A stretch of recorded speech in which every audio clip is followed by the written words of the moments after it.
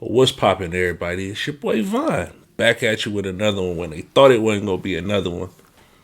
Today I'm about to do Philly's top goon, AR Ab. Swamp Stories, shout out to Swamp Stories. Let's just get right into it. Make sure that you hit that like button, make sure you hit that subscribe button, share it, give it to your friends, give it to your family. Let them know, man. Vaughn got the word. So let's play that intro. All my niggas on the grind trying to see a million. Yeah. Make a better way for our children. All my real niggas, put your hands to the ceiling. Yeah. It feels good to be a real nigga. Yeah. It feels good to be a real nigga. Yeah. It feels good to be a real nigga. Yeah. It feels good to be a real nigga. Hey. All right, y'all, we back. Here we go. Swamp Stories. They titled this one "Rap's Dumbest Criminal." How Philly's top goon caught bodies, beef with meat, and told on himself. Telling on yourself is crazy. But let's get right into it. Welcome back to another episode of Swamp Stories. For this video, we cover a story that will probably blow your mind. It's the tale of a man who struck it rich out of the mud and managed to throw it all away in the strangest way possible. Trust me, this one is good. But before we get into it, let me run the intro.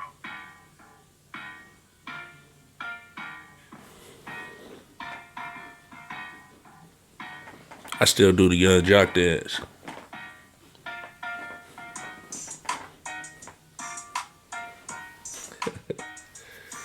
All right, we into it now. Philadelphia, Pennsylvania, a city that no one thinks of unless we're talking about cheesesteaks or football. All we know is that it's Gino's got the best Philly cheesesteak ever. sports teams always come up short. But in all seriousness, Philly's biggest problem is the out-of-control crime. Most American cities are bad in one category, but Philly sits near the bottom in every single one. 10 carjackings in just over 24 hours across the city. Tonight, Philadelphia has set a new grim record for homicides in a single year. There have now been 501 homicides in the city. 3 days. Have y'all ever been to Philly? Like, I've been to Philly maybe 4 times. And I saw Gilly say this, but me not being from Philly, I don't really want to speak on Philly, but it ain't no suburbs in Philly. Like, I noticed that when I was there, it's like all hood, and they be getting active. I got two relatives in Philly. It ain't no suburbs. It's like all straight hood. Like Philly really about that. But let's get back into it. At least 8 businesses hit, and police there on the hunt for the person responsible. Large, unruly crowds took over this intersection right here behind me very early this morning. Those same crowds also quickly swarmed police who were on scene. Yes, Philadelphia Swarm is the a wild, police. wild place and has been for a long time. It's exponentially worse than New York City in every single category, but for whatever reason gets none of the attention. However, that ends today, as you'll be able to see the nonsense that takes place in the streets of Philly. So let's dive right in. The story begins in the trenches of North Philadelphia, specifically 75th Avenue. This is where a man named Barry Reese, also known as Cassidy, was born and raised. Cassidy grew up extremely rough and used rapping as his way to make it out of the hood. In the early 2000s, he performed at rap battles all over the East Coast until he was noticed by a young producer named Swiss Beats. Hey, it was a point in time where Cassidy was my favorite rapper. Like, Nas will always be like my number one like favorite rapper, followed by Tupac. But like at this point in the 2000s, Cassidy was like my favorite rapper. Like, it wasn't nothing that Cassidy dropped on all the mixtapes that I was like, skip. Cassidy was my favorite rapper in the early 2000s when I was in high school. But that's just a sidebar. West saw potential in Cassidy and decided to sign him to a 3-album deal in 2002. Right off the bat, his career was a success with hit songs like Hotel 6 and in the Know Better. He morning. was already performing at award shows, and his debut album went gold in 2004. Cassidy I was bought that album from Best Buy. behind closed doors was living a street life in North Philadelphia. In a place like North Philly, a famous rapper cannot operate alone. So in order to protect himself, Cassidy always rolled with a young goon that he grew up with. This would be one of his childhood best friends named Abdul West. Abdul was raised in a good two-parent home that ate together, prayed together 5 times a day, and always made sure his homework was done. Because of this, Abdul was a good student and actually graduated high school at 16 with a trade in plumbing. Despite being on a good path, Abdul had a strange love for the streets that always caught his attention. Although home life was good, North Philly was always hectic, and Abdul wanted to be a part of it. So when his homie Cassidy's career blew up, he volunteered to be his street enforcer.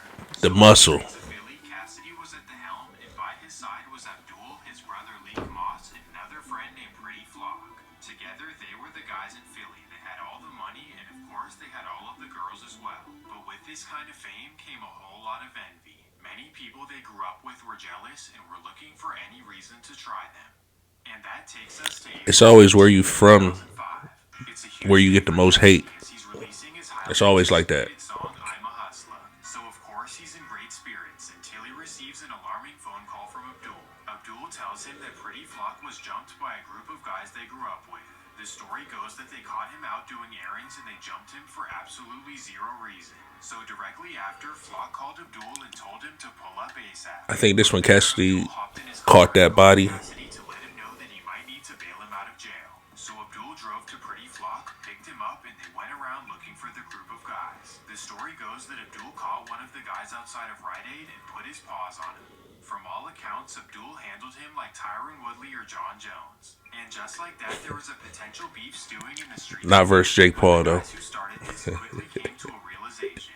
Do we Shout out Cleveland. with Abdul West? Shh, probably not. So in order to prevent a beef, one of the guys calls Abdul and sees if they can make peace. At 6 p.m., a man named Desmond Hawkins calls Abdul's phone. He apologizes for what happened to Pretty Flock, and he asks him if they can be cool. Abdul tells him to swing by Cassidy's house at 9 p.m. so they can talk it out. Desmond agrees, and that's the plans for the night. So you're probably thinking, wow, Abdul is so mature and level-headed. But you'll see. Abdul drives to his house, grabs a blower, and heads over to Cassidy's. When he arrives, he gives him a rundown of the situation, and Cassidy thinks it's a good idea. But then Abdul tells him that he stashed a blower in the bushes next to his house, and that makes him skeptical. If they're coming over to make peace, why are you putting a blower in the bushes? He doesn't. Now I get it. They coming over. I don't know what they on, but wouldn't you rather have it on you than in the bushes? I would rather have it on me. But so the dude calls him, say, "Can we be friends, man? You done put paws on me. You done beat us up over here. Can we just squash it and be cool?" I ain't gonna never be cool with nobody that just beat me up. Every time I see you, I don't care if we at church. Put them hands up, dog. I'm gonna win one of these. All right, so he stashed the blower in the bushes. Make any sense. But Abdul isn't the kind of guy you question, so Cassidy just leaves it alone. 9:30 p.m. Desmond Hawkins and his 2 friends arrive at Cassidy's house looking to make peace. When they arrive, Desmond honks his horn and Abdul walks outside. He walks up to Desmond's driver's side window and they begin having a conversation. Somehow it turns into an argument and Abdul walks over to the bushes. From there, he grabs his piece and allegedly makes a terrible decision. Bam! I knew that was coming. Abdul and Cassidy instantly vacate the area and decide to go out of town. Sadly, Desmond didn't deserve this in a million years, but this was Philadelphia's introduction to Abdul West. Abdul ruined a potentially great day for Cassidy as I'm a Hustler was major on the charts. So at the height of his 14 career, million Cassidy views. was paranoid about the event that happened right outside of his house. He knew that even Philadelphia police would eventually figure it out and that it was a matter of time. That time would come, June 17th, 2005. Philadelphia police announced that Cassidy and Abdul West are both wanted for the passing of Desmond Hawkins. This shocked the hip-hop world. Cassidy was becoming a major artist. He Duh, it happened at your house, dog. Of course. his life came crashing down. The superstar rapper at the height of his career was now facing 25 to life. While on the other hand, Abdul would go on the run, but would eventually be found 2 weeks later in Ohio. Now we talk about the court cases, which are actually pretty interesting. This is because Cassidy and Abdul took 2 completely different routes on fighting them. The men men in the car with Desmond told police that they didn't see Cassidy, but instead saw Abdul do it. And the only reason Cassidy was arrested is because it happened in front of his house, so police thought that he called the shot. The prosecutors had a weak case against Cassidy, so he could have easily taken it to trial and beaten it in the end. However, trials can take years, and Cassidy was eager to get back to his career. He ain't trying to sit down in the height of his career. And taking an 11-month sentence. How this qualified? Ain't want no point of fighting that. You gotta go sit down for a year. It is what it is. You fight it and lose in the height of your career. You sitting in jail all that time. You don't know when you go get out. It wasn't no point of fighting that. So I get why he copped out. 11 months. Go sit down. Involuntary manslaughter is beyond me, but he figured that it was his best option. This way, his music career was guaranteed to return in under a year. See what I'm saying? And Abdul decided to take his case to trial. Shit. His luck. This was He said, I'm taking it to trial. There was 2 eyewitnesses, but Abdul knew something that the rest of the world didn't, and that would be that the 2 eyewitnesses would not testify in his trial. That's how feared he was in the streets. No one would dare testify against him in court. And because of this, he was able to beat his trial in 2007 and be released with 0 charges. So now Cassidy was a convicted felon and Abdul had no record. Of course, this isn't fair, but it also goes to show that you need to be careful who you hang around. It can ruin your career or possibly even end your life. Cassidy was lucky that it was only a year, but it still had some serious consequences. When Cassidy got home in 2006, he ain't bounced back. Simply wasn't what he used to be. However, he still had a decent following and 1 album left with Swiss Beats. So on Sit down for a year when you in the height of your career is crazy. And Cassidy ain't really bounced back. He dropped that bars, Barry. I'm an innocent man. Man, we ain't want to hear that. We wanted to hear bars from Cassidy. So that was the end of Cassidy right there.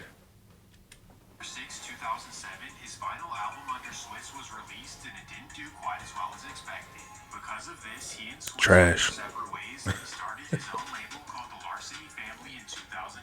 He funded it himself and of course made himself the main artist. But if you have a label, you probably need more than just yourself. Well, coincidentally, the start of Larceny Family was the same time that Ab came home. So Cassidy convinced him to become a rapper and to sign to his label. He promised him that he'd make him a star and that together they'd get to the millions. You gotta have money for that. Signed on the dotted lines. His rap name would be AR Ab, and the Larceny Family was off to the races. Or not. Cassidy underestimated the cost of starting a label and jump-starting a new career. And as a result, he prioritized his own career and AR Ab was kicked to the curb. During this process, Ab began getting frustrated and finally decided to go his separate ways. He felt like Cassidy got his hopes up for no reason and was wasting his time. Because of this, their relationship went sour and the former best friends were now at odds. Beef with Abdul was the last thing that Cassidy needed in his life. It be like that sometimes. This time, he had already moved out of Philly. He was living in New York, focused on getting his career back to the mainstream stage. On the other hand, Ab now had a major chip on his shoulder and wanted to prove to Cassidy that he could make it himself. He now understood that running a career took a lot of money, and that became his main focus. He used to be the bully tough guy, but now he was only focused on stacking money and hustling. But he didn't have any money to start with, so he began by finessing and robbing plugs, a very dangerous game in Philly. This would eventually catch up to him, but in the meantime, this is how he got his start. He flipped his work in the streets over and over until he was dealing with some serious pape. And from there, he wanted to turn it into a whole operation. In 2009, Ab started a gang called the Original Block Hustlers. OBH. OBH started as a family, as everyone who joined was already in Ab's circle. You have his brother Leek Moss, Dark Low, and Kaz, who are known as the original members. Well, right off the bat, OBH hit the streets hard, moving weight, finessing plugs, and eliminating any competition. Ab's goal was to take over Philadelphia's underground market and achieve this by any means. And after stacking enough cash, he decided to start his own music label.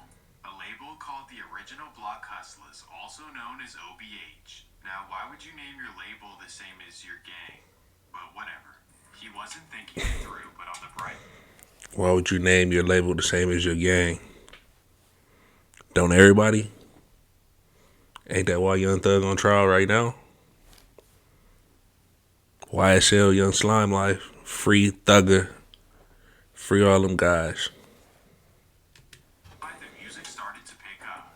He dropped back-to-back mixtapes and singles that did pretty well in the streets of Philly, but his ways of finessing plugs would eventually catch up to him. September 27th, 2010. It's another Monday afternoon in Philly, and AR Ab is outside on the block getting money. At 4 p.m., he gets a call from a plug that he met a couple weeks ago.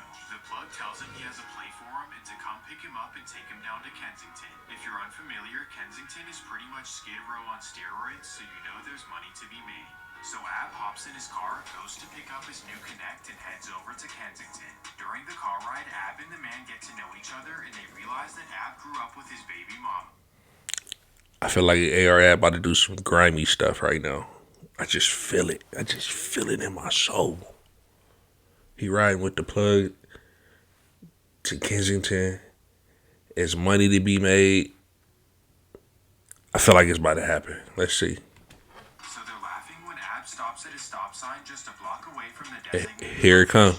As he's talking, all he hears is bang. He quickly realizes he's hit up and he looks over to see if his new friend is okay. But the man had already exited the car and was nowhere to be found. Oh, So no. Ab quickly speeds off to the nearest hospital. While he's speeding through traffic, he calls his cousin and tells him to meet him at the emergency room. So he pulls up to the hospital parking lot and I tells was his 100% cousin to wrong. open up his car. He then tells him to throw away his phone so his girlfriend can't see his messages. From there, he hobbles to the emergency room where thankfully they save his life. Fool about to die. And he say, throw away my phone so my girl don't see my messages.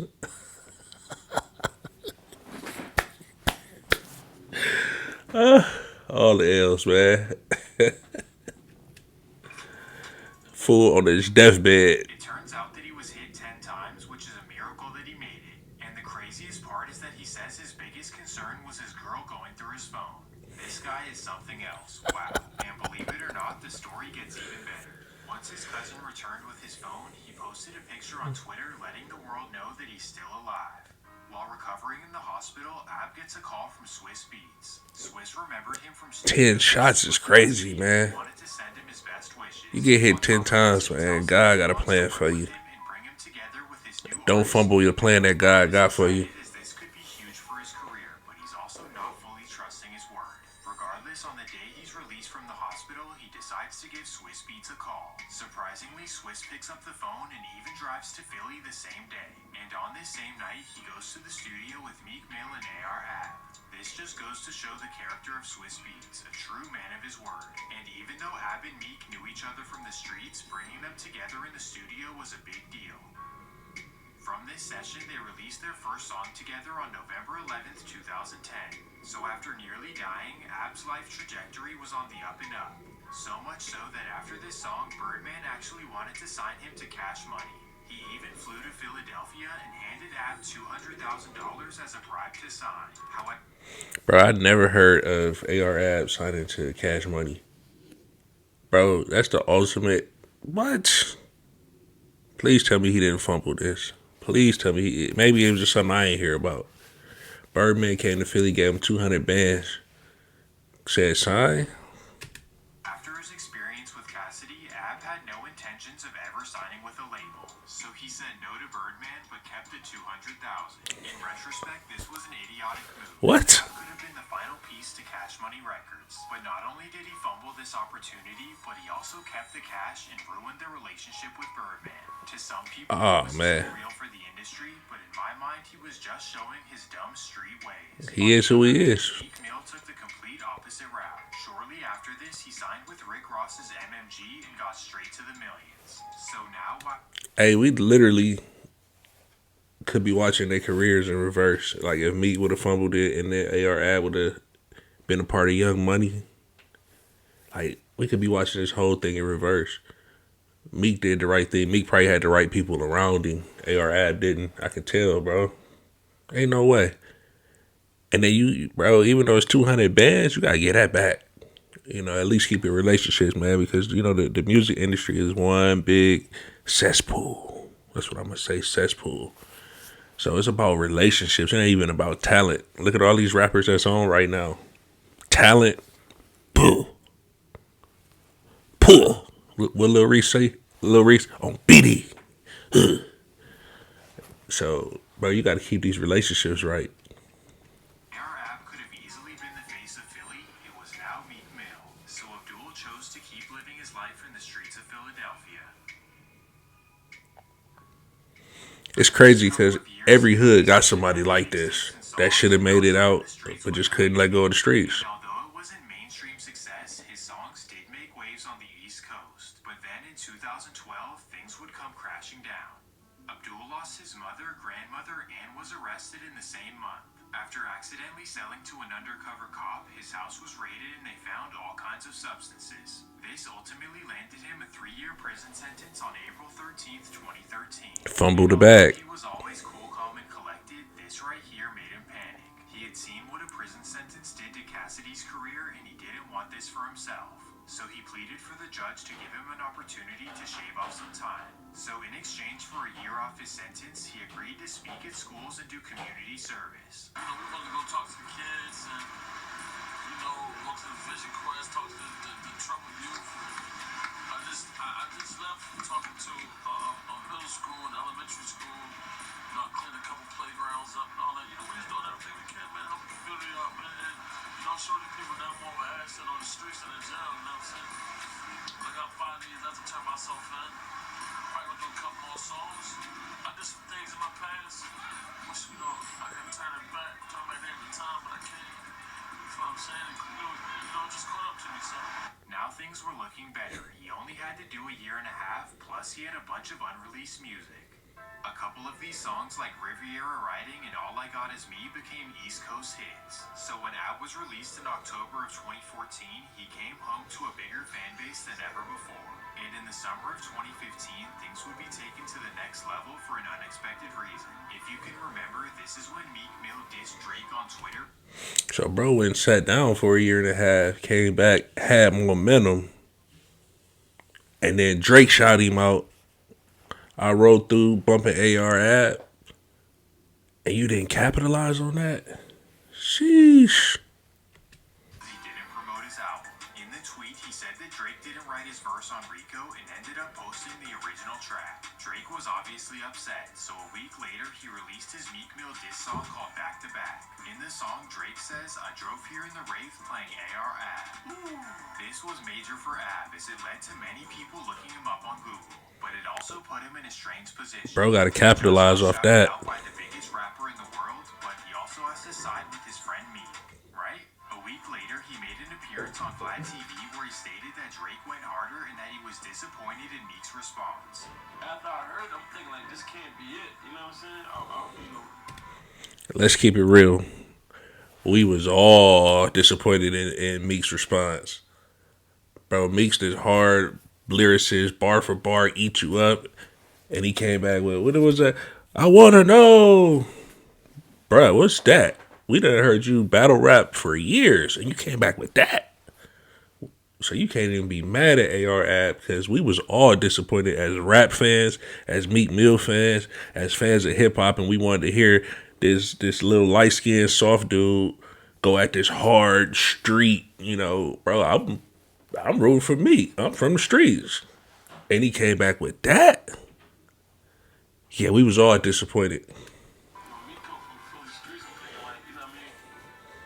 There's gonna be some more than that, you know what I mean? I was kind of a little disappointed, you know what I'm saying? It was corny. Facts. A lot of people thought it was corny. A lot of people thought it was trash. A lot of people thought like Meek lost. So, back to back, you thought it was a crazy diss song. Yeah. When Meek saw the interview, he was pissed. Ab was just keeping it real, but in Meek's mind, he should have had his back no matter what. So the next... Hey, when you really a street dude, you can't back BS. I couldn't back that. Like me, I couldn't. I was like, I can't believe that wasn't Meek. That wasn't no real Meek. But when you a street dude, you can't back that kind of stuff, because that was nonsense that he dropped that. This show, he yelled AR Ab.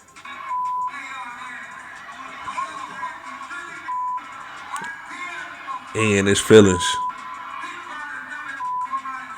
Of course, Ab felt felt disrespected, and he dropped his own back-to-back just a couple days later. In the song, he says that Meek Mill is too scared to diss him on a song, and that his artist O'Malley is the softest one on Dream Chasers. Oh, and he also opens the song with this, and you guys know what he's talking about. I caught a body for a rotor rap. You rather hold a mic, I'd rather hold a Mac. After this, Meek would leave it alone, but AR would milk the situation till the dawn of time. Every time he was in front of a camera, he would begin talking about it.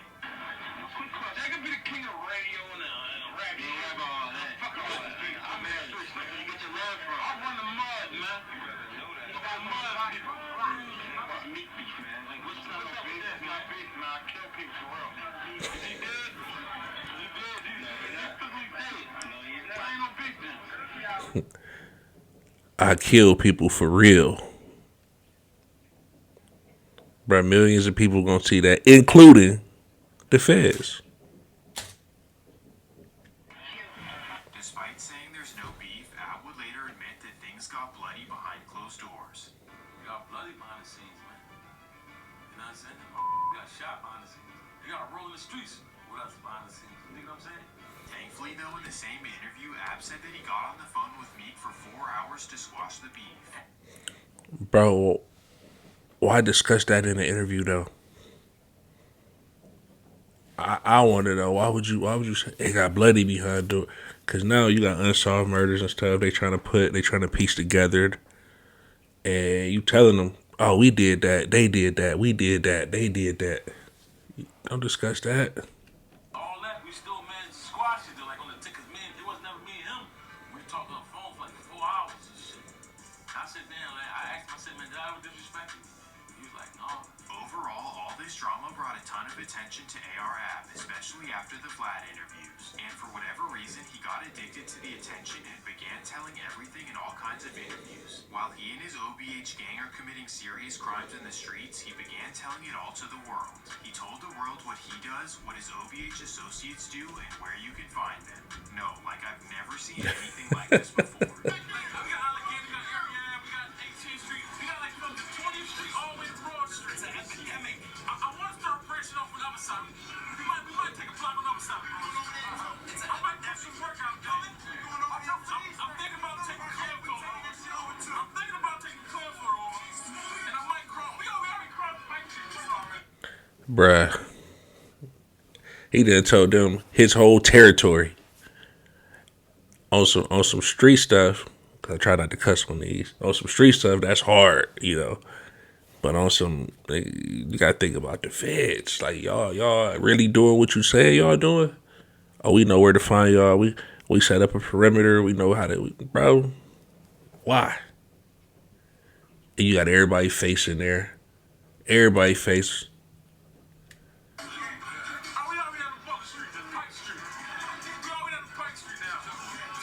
All the way to Pike Street.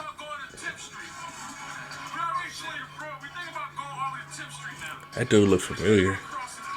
The dude on the right.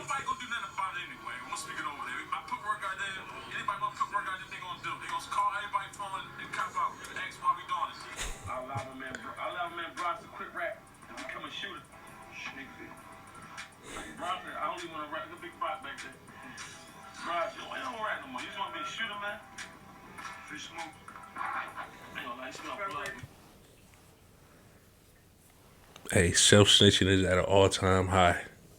All-time high.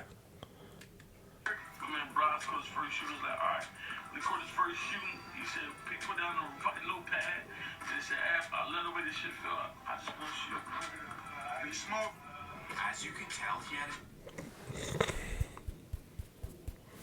He called his first shooting, fell in love with the way it felt, said, I don't want to rap, I want to shoot. Bruh, did you just say that on camera? Yikes. obsession with telling the world what he was doing in the streets. Why he was doing this, I really can't figure it out. But if there's any psychologists in the comments, please let me know. So Man, you ain't gotta be a psychologist. Bro, he just wanted, he wanted everybody to know what he really do. It ain't even clout. That's just building fear. That's just fear tactics. You don't want to mess with OBH because this will happen to you. We got these many shooters and they'll do this to you. On the street level, that's hard. But on the level of you gotta look out for the feds, that's not hard. Let's jump into the crazy story of OBH. While Ab was at the height of his rap career, he was 100% focused on the expansion of OBH in the streets. He wanted to be the new BMF, except without hiding anything they're doing. His philosophy was that the more people that join along, the better, which really wasn't smart. Instead of hiring specialists like BMF, Ab was willing to take anyone off the streets. And I mean literally anyone. You'll see what I'm talking about. The first person he recruited is a truck driver named Richard Hoover, also known as Boogie. Boogie was kind of like the Milk 7-4 of the North Philly trenches, but instead of sitting on his balcony, he started a trucking company in Las Vegas called Team Transportation LLC. This is what enticed Ab. Boogie could move weight from the West Coast back to Philly. So by 2017, Boogie was working full-time for Ab, moving weight between California and Philly. This Bro, he look like he gonna tell. operation, racking in hundreds of thousands of dollars. No, I don't know. But he look like he gonna tell though. Ab needed somewhere to stash it. Ab purchased 4 stash houses in Philly, all under his name. Oh boy! But the main Under stash his house name. is called the Mansion. This is where all of the OBH members met up and discuss business. How I know this? Well, Ab took a picture in front of the house With the and posted address. it on Instagram with the caption "Trap House." This dude was clearly not scared of rivals or police, but the mansion wasn't his only spot, as he had 3 other luxury apartments located in the Philly area. For example, you have the Treaty penthouses where Ab stayed himself. All of the members were in and out of the 4 properties, moving weight on a daily basis. At any given moment, there was at least $500,000 at each property. And with all of this wealth, Ab knew that he couldn't be the only one to protect it. So that's when he recruited a new member that he knew would put in work. This would be a man named Boss Parker, also known as Skinny Me. Skinny didn't grow up with any OHB members, however, his brother was cellmates with Ab in prison. So while Ab was in prison, his cellmate told him to get in touch with his brother once he was released. Bro, I think he from Cleveland. Skinny was a talented rapper and his brother wanted him to get signed. But Ab heard about his stories in the streets and he knew that he was a certified stepper. All of this made him a top candidate for an OBH member. He was a rapper and a stepper at the same time. Skinny was a wild dude in the streets and his actions would be super unpredictable. And that takes us to September. I feel like he from Cleveland. 2017. Or Akron or something. I've seen him before. At 2 p.m., he said to me with a business associate named Sherman Williams. Allegedly, Sherman is owed money by Skinny and is going over to collect it. Little does Sherman know, Skinny Me is not the kind of guy you do fair business with. Well, after paying a traffic ticket downtown, Sherman heads to North Philly to meet with him. At 2:30, he arrives on the corner and removes his helmet to talk. Somehow, the conversation turns into an argument and Skinny Me loses his cool.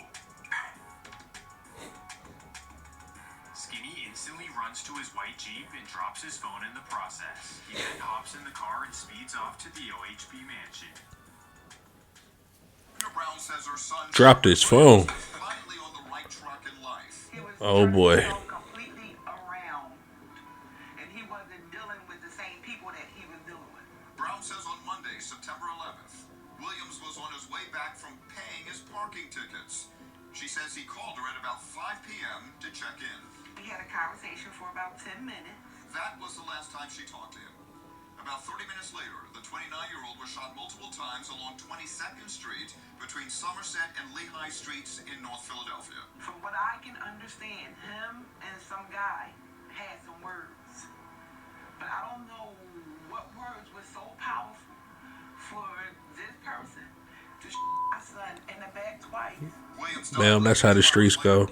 The city of Philadelphia is offering up to $20,000 People lose their life over a dice game when they shooting 20s. the person responsible. That's how the streets go. To do is call the Citizens Crime Commission at 215-546. They ain't gotta be shooting 20s. They can be shooting 5s, 1s. When he And arrives, he realizes he doesn't have his phone, so he searches the car but can't find anything. Skinny knew that he messed up, and he was hoping that police would not find the phone. But what he failed to realize is that Philly has cameras everywhere, and the car's plates were on. Because of this, police found that the car was registered to Abdul West at the OHB mansion address. Police were excited, and they figured that they had finally got him. So just the next day, the OHB mansion was raided, but when Man, they got these houses registered to him. He got these houses registered and these cars registered to him. He ain't got no woman he can put the car name in, the house, nothing. Everything just registered straight to him.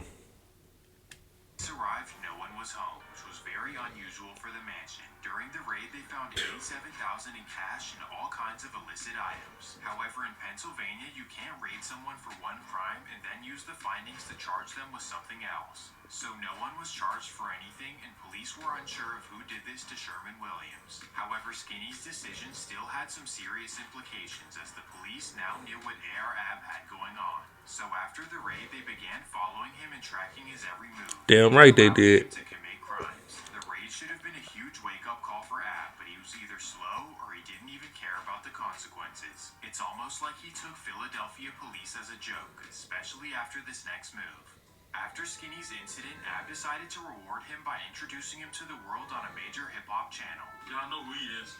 This is my little brother, Skinny Notorious. The notorious Skinny Me. That boy about 130 pounds of horror. I know this for a fact, man. And guess what? This is what I like about Skinny Me. This is what I like about Skinny Me music, man. It's just raw. And it's like reality rap. I feel. Skinny Me go through a situation, and guess what? It's gonna be in the song. It's gonna make a song about the same thing. So I know that's why I feel it so much. I know it. When he said I killed the and I did that, I seen him do it. I seen him do it. I seen him do it. I seen him do it. Did he just? And it's right after a murder just happened, and they raided your spot, and you get on there and say, when he say I just killed him, I seen him do it. I seen him do it. It's crazy. Oh, snaps. When you say somebody trying Bruh, the last thing this dude should have wanted to do is be on camera, getting identified after you just did a drill, and then have somebody co-sign and say they seen you do it. Lord. to drop on me, not wrestling man. And I seen him do it. Double down on it again. I believe we'll make millions of dollars off of Skinny Me. And one of the newest members, the most vital member, key member. He's from Ohio. This was not a smart I called it. I said he was from Cleveland. Although he wasn't originally from Philly, he was becoming a star in their I streets. said it. His rap career was also taking off because people now knew that he was living his raps. I seen him do it. But on the other hand, Philadelphia police were all over him as he became their new target. I wonder why. OHB had the streets on lock, and ARAB would keep making boneheaded decisions. Instead of focusing on covering his tracks, his main concern was eliminating competition I seen him do it. That's crazy. That's crazy. in the streets. In particular, he was upset with a former friend who was now selling in the same North Philly market. This would be a man named Robert Johnson, a young homie of Ab who used to hustle for him back in 2011.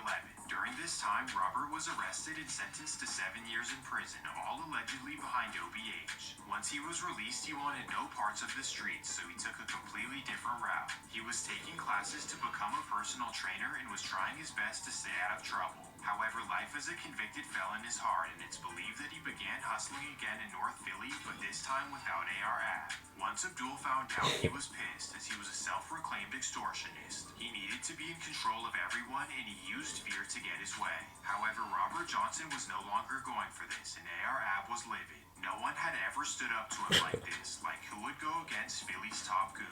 In the old days, Ab would have handled this himself, but now he had guys to call on. Skinny was laying low after his recent incident, so Ab called on a brand new member. This would be a man named Dantes Stewart, also known as Taz. Taz was a hustler for another gang in Philly, but he had recently fallen out with them. And after the fallout, he befriended OPH Dark Low and inquired on being an OPH hustler himself. He told him that he's down bad and willing to do anything to get money with OPH. Low knew So he's set hopping. Can't trust nobody that's set hopping. He either gonna, I'm telling you two things. I don't know. He either gonna double cross them, or he gonna snitch. I'm telling you right now.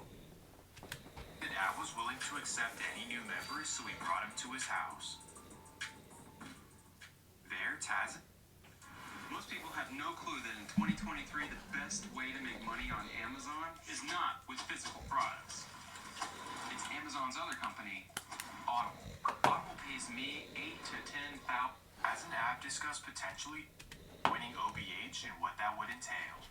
He pretty much said you have to do anything I tell you, whether that's stepping on rivals or selling whatever. Taz agreed and told him he'd do anything for him. So Ab shook his hand and told him You just met this man. You'll do anything for him. at the OBH mansion for 2 weeks. There you'll meet members and learn the ins and outs of the operation. Letting someone you just met into your illegal operation might be the dumbest thing I've ever heard. Taz could be relaying information to his former gang, he could be plotting to rob, or he could be an undercover officer.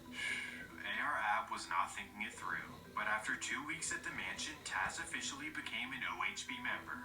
He immediately hit the streets and began hustling like never before. He was so geeked that after just 4 weeks of being a member, he got an OBH tattoo on his neck. This was to show his fellow members his loyalty and to let them know he'll never snitch on them. Dantes Stewart was a wild card to say the least. Yeah, he snitched. Well, this is the guy that Ab called to eliminate Robert Johnson. And that takes us to October 12th, 2017. Ooh, hey. It's a month after the raid and AR Ab is back at the mansion with some fellow members. At 12:30 p.m., he calls Taz and tells him to come to the mansion ASAP. So Taz immediately pulls up and sits down with Ab. Ab shows him a picture of Robert Johnson and tells him to follow instructions. He tells him to go on Instagram and to DM Robert to make a deal. He then tells him that when they meet up, he needs to eliminate him. Taz only joined OBH for money, so he really doesn't want to do this. So he makes up an excuse and tells Ab that he doesn't have an Instagram. Ab believes he's being honest, so he comes up with a solution. He tells him to call his baby mama and have her come over to the mansion. When she arrives, he asks for her phone and hands it over to Taz. From his baby mama's account, he tells him to DM Robert and tell him who he is. He tells him to tell Robert that he heard he moves weight and he wants to buy some. Once Robert responds, he tells him to exchange phone numbers and now they're locked in. At this point, Taz has no excuse. This is crazy. So Taz and Robert agree to meet up later in the day. Taz really doesn't want to do this. Bro, it's all, bro. If that's the case, it's all recorded in the DMs. So Taz gets out of his car and walks up to Robert's window. He reaches for his waistband, but he can't get himself to do it. So instead, he simply makes the transaction and shakes Robert's hand. He then returns to the OBH mansion, not sure what to expect. He tells Ab that he simply couldn't get himself to do it. Ab is pissed. He ain't a killer, man, and that's all right. Why? So Taz tells him that he... I mean, bro's not a killer. They said he joined just to make some money. He's not a killer, bro. You can't just make this man be a killer, or can you? simply has no idea why he's doing it. Ab responds by saying that Robert is playing both sides of the fence and it can't continue. This response doesn't satisfy Taz, so Ab decides to throw in a perk. He tells him that if you do this, I'll make sure you're straight. No further details are discussed, as this was all Taz needed to hear. I'll make sure you straight. That's too vague for me. Attempt number 2. I got $500,000 for you. I got 20,000 for you. You better give me a number, dog. Tells him that he needs to re-up. Robert responds and tells him that he's busy at the club and he can't meet up until after 2 a.m. So the two agree to meet up in the parking lot outside the club after he's done. In the meantime, Taz begins to ponder his decision, so he calls up a fellow member for reassurance. The member, whose name is OBH Berto, is ecstatic and he actually volunteers to go with him. So at 2 a.m., Taz hops in his car, picks up Berto, and they head to the club parking lot. That's where they wait until 3:30 a.m. when Robert finally leaves the club. They text him to meet them in the parking lot and that they'll get out of the car when he arrives. So Robert walks towards their car, and that's when Taz hops out. Oh, he did it. Goes back in his car, speeds away, and heads directly to Berto's. When he arrives, he hands his blower to Berto and tells him to put it in a shoebox in his closet. Never. Confused and says, "Why don't you just go throw it away?" Never. Taz responds by saying, "I'm gonna come back to pick it up in 2 weeks. Don't even worry about it." Never. Doesn't make any sense, but I'll continue. When Taz gets home, he texts Ab and says touchdown. He then puts his phone away and goes to sleep.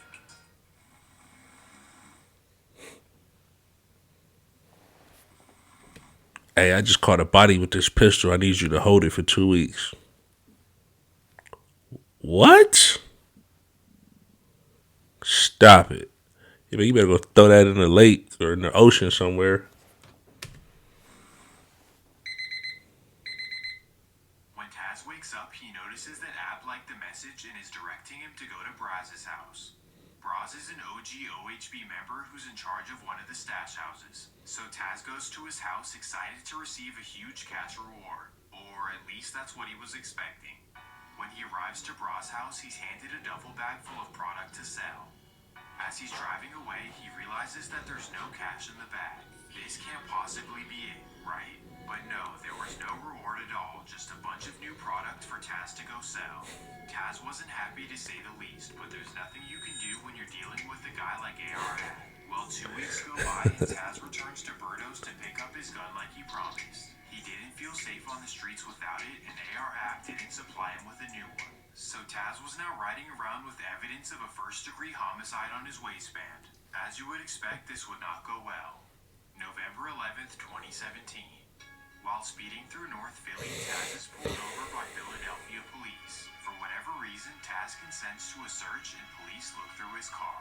They find his blower under the seat, which is a misdemeanor in the state of Pennsylvania. In Taz's mind, he might have to do a couple months, but it's not that serious. However, It's dirty. the serial number, police find out that it's stolen, and they also match it to the incident of Robert Johnson. And just like that, Taz is arrested for first-degree homicide. Once Ab gets That was the news, goofy, he bro. shrugs his shoulders and pretty much accepts that Taz is gone for life. And because the evidence is overwhelming, he figures that paying for his lawyer is a waste of money. This was a cold move by Ab, and also a dumb one as well. As you would expect, Taz felt betrayed. Like I put my Bro, y'all got all that bread. He just did a drill for you. And you couldn't even pay for his lawyer. Oh, he snitching. Oh, he definitely snitching. him on the line for you. He telling the whole operation top to bottom. He's telling. Street codes are one thing, but you can't betray somebody like this and expect them to be in your good graces. So from behind bars, Taz would get his revenge, but we're not quite there yet. Oh, he's snitching for sure. After this, OBH moved on like nothing had happened. They kept getting money and AR Ab kept incriminating them on social media. In fact, one of his viral videos would finally catch up to him. I've seen him do it. I've seen him do it.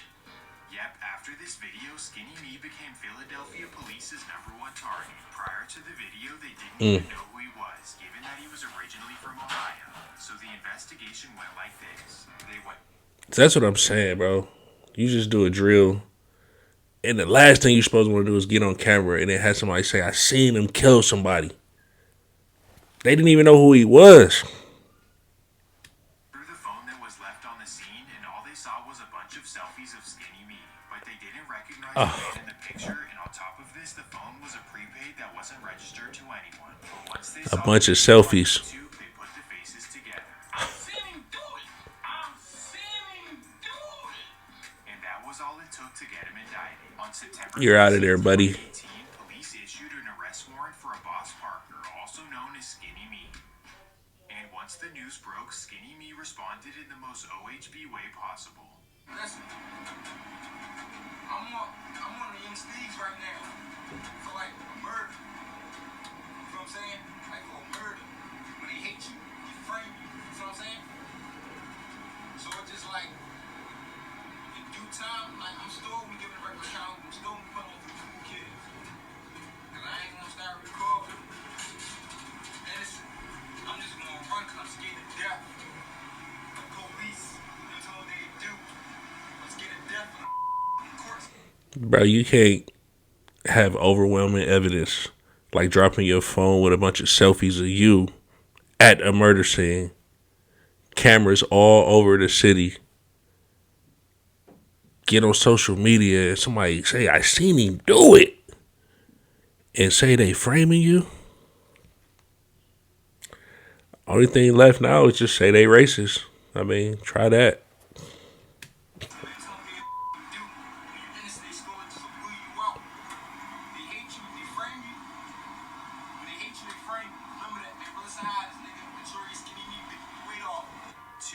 after the viral clip, Skinny Me was arrested during a raid. And during the arrest, he kept the same energy that he had in the video and in the streets. And listen, Kel, and I'm going to the picture very strong. Hey, yo, huh? Let everybody know. Let everybody know.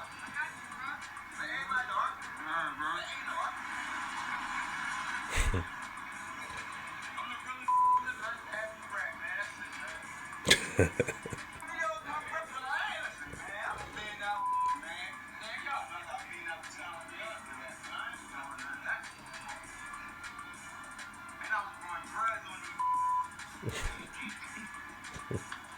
They said I was going dreads on these niggas, man.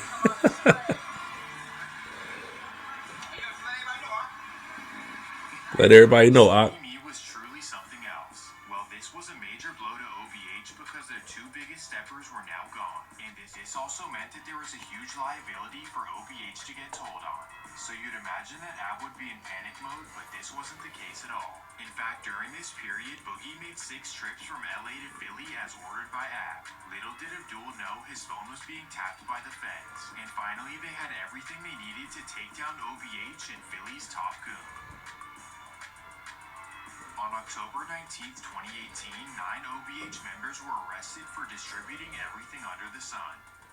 All 4 of Abdul's properties were raided, Team Transportation LLC was seized, and this was the end of OVH for a long time. Every single member in the indictment was facing up to 15 years. However, neither of the violent incidents were tied to AR Ab or OVH at all, and this was a major blessing for Ab. His maximum sentence was 12 years, and thank goodness he ducked the big ones. Or at least for the meantime. Police knew that Ab was tied to the Skinny Me and Taz incidents, however they couldn't prove it. So they decided to approach the 2 members and offer them reduced time if they could give up information. Skinny ain't saying nothing. Skinny offered to reduce his charge to He ain't gonna say manslaughter. nothing. He decided to not give up information. All he had I to knew say that. was that Ab had something to do with it, and then his charges would pretty much vanish. But Skinny Me was loyal to the bone, and because of this, he was sentenced to 25 years to life. However, his case is currently up for appeal due to police misconduct. According to lawyers, police completely disregard. Bro, I can look at him and tell he ain't about to say nothing. He loyal to the soil. And I salute that. You know, you did your crime. You go sit down. You know, you don't incriminate nobody. I don't condone snitching. I don't condone telling. I don't condone none of that.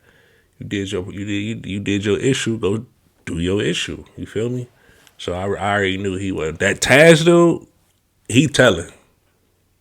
I can just look at him. He telling. A witness who gave a description that looked nothing like Skinny Me. And to be fair, Skinny Me said that he was being framed from the jump. They hate you. They frame you. He ain't being framed though. Only time will tell. Do you guys think that Skinny Me will return to the streets? Hell no. Skinny refused to cooperate. Police went to their second best option. Little did they know this guy was willing to tell everything since day one. When Taz was arrested, he knew that he stood no chance with a public defender, so he simply decided to plead guilty. However, while he was awaiting sentencing, he was also indicted in the OVH takedown. Due to phone records, he was accused of simply selling for AR Ab. This was a federal RICO case and had nothing to do with his state case. So when the feds approached Taz, there really wasn't anything they could offer him. Yes, they could drop his RICO, but he's already being sentenced to life for homicide in another case. However, he was so angry at Ab for not paying him or supplying him with a lawyer that he was willing to take him down for nothing. So on October 17th, 2019, Taz... So he had nothing to gain other than taking him down. Bro, that's some sucker stuff right there. It wasn't reduced. Oh man, I got kids. Nah, bro, you doing life already for the murder, and you about to tell and get nothing, 0. I bet you they ain't even give you a Big Mac. You didn't even get Italian beef and Pepsi. And you ain't get nothing. Not even a Philly cheesesteak. And he just told. began telling prosecutors everything. No, like literally the second they sat down, he began telling them everything from the start. Like he was even giving them information that they didn't even ask for.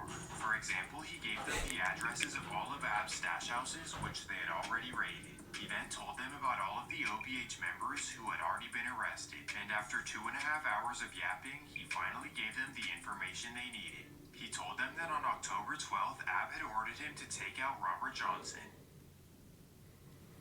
After 2 hours of yapping. This was a cold move, but it gets even colder. For whatever reason, he told them that OBH Birdo volunteered to go on the hit and that he stashed his blower at his house for 2 weeks.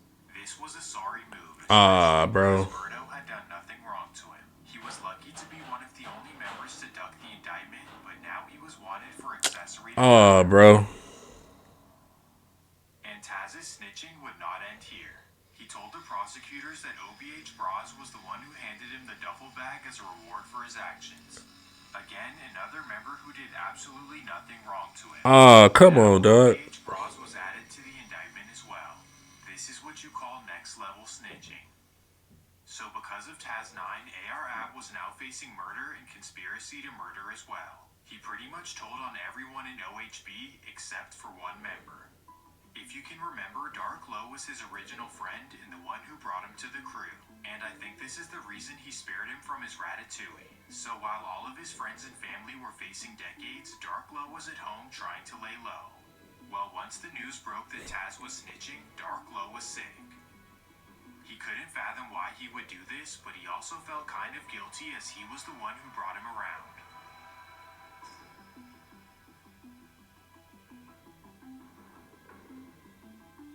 So Dark Low was pissed, and he decided to send a letter to Taz in jail. Send a letter. Asked him why he snitched. Send a letter. So you just got yourself indicted. Come on, homie. You just gotta take that on the chin. And if he was an informant from the jump, this is all good and dandy, but the second half of the letter would be another dumb OBH decision. Lowe tells him to recant his statements and to take Witness his time tampering. away. He then threatens him by saying that if you testify in Ab's case, your life in prison will be hell. Witness intimidation. Writing this on paper to a guy who just snitched on all of your friends is not the smartest thing to do. As you would expect, Taz 9 turned this into prosecutors, and Dark Low was now wanted for felony witness intimidation. The whole OBH off the street In now. the end, Dark Low was sentenced to 7.5 years in federal prison because of this one little letter. And even for a very little award, Taz decided to testify against Ab in his case. This resulted in a sentence of 45 years to life, pretty much guaranteeing AR Ab will never be back home. That's that hurt. Even though he was snitched on, he can really only blame himself for the situation. He decided to have a man that he just met go step for him, and then he didn't pay for his lawyer or compensate him. Oh, and all of the self-snitching is something that I don't think we've ever seen on this channel. The fact that it took Philadelphia all these years to take him down is really disappointing. Also, get this, Taz is currently serving 25 years to life, so all that snitching did nothing for him. He got the same exact sentence as Skinny Me, who decided not to testify. Overall, Abdul West has to be one of the dumbest criminals in American history, right? He had so many opportunities to become a millionaire through music and threw it away at every chance. So if you needed any more proof, the legal route is always better in the end than taking the fast route. He could have signed with Swiss Beats, Birdman, or grinded out his independent catalog. But no, instead, he was too concerned with being the man in the Philadelphia streets. And that's gonna do it for this episode of Swamp Stories. If you enjoyed the video, please make sure to leave a like and subscribe. Also, let me know on Instagram what kind of video you want to see next. Hey, listen. Moral of the story. One, there's a few morals. Stay off the internet trying to look cool and all that other crazy stuff. It ain't worth it, bro. All that self-snitching, all that could have been avoided. Two, keep your circle tight. Letting these cats that you don't know like that in, or, bro, that Taz dude, I looked at him from the very first. I was like, oh, he gonna snitch. I can tell he set hopping. He gonna snitch, or you gonna flip on him. And three, bro, you gotta take the most of every opportunity that you get. You get an opportunity, you better take it, bro. So, I mean, if you don't learn nothing from this, you should learn that.